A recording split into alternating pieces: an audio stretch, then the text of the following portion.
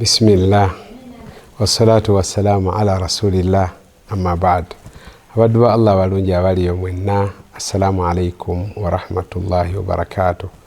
Tugenda maaso ne hadithi z'empisa. Tugenda maaso mu mulyango guno mu kitabo kya Bulughul Marami ekya Ibn Hajar al-Asqalani. Ngero olwaleero atutuusaako hadithi ejjibwa ku Abdullah ibn Umar radiyallahu anhuma ng'agamba atubuulira kubakkiriza ababiri ani asingako munne. Omukkiriza eyeesinziza Katonda ye yekka n'abeera mujjuvu, talina swala emuyitako, yeebeerera yekka, oba omukkiriza agenda ne yeetaba mu bantu n'alaba byalabye ne bamusobya n'abagumiikiriza, aliwa ku bombi asinga. Kakati Nabbi sallallahu alaihi wasallam hadithi na Ibn Umar ye Nabbi sallallahu alaihi wasallam agamba nti almu'minu alladhi yukhalitu an-nasa wa yasbiru ala adhahum khairun min alladhi la yukhalitu an-nasa wa la yasbiru ala adhahum. Nti omukkiriza abeera mu bantu eyeetabika n'abantu yasinga ewa Allah subhanahu wa ta'ala.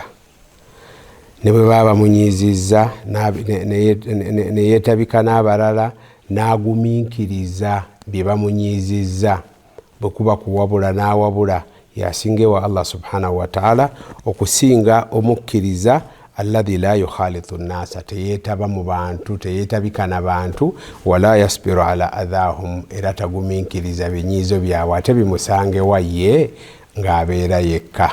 Kakati awo hadithi ena amakulu mangi, naye bw'ogitunuulira ate nga hadithi ntuufu.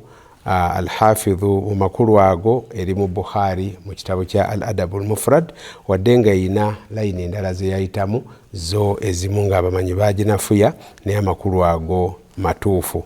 Tirmidhi ye era agireeta ng'ajja kw'omu ku basahaba ba Nabbi sallallahu alaihi wasallama, ng'era eri makulu gennyini ng'agamba nti al-muslimu idha kana mukhalitan linnas, nti omusiraamu bw'abanga yeetaba mu bantu n'agumiikiriza ebinyiizo byabwe, yasinga obulungi okusinga eyeewala abantu n'abeera yekka.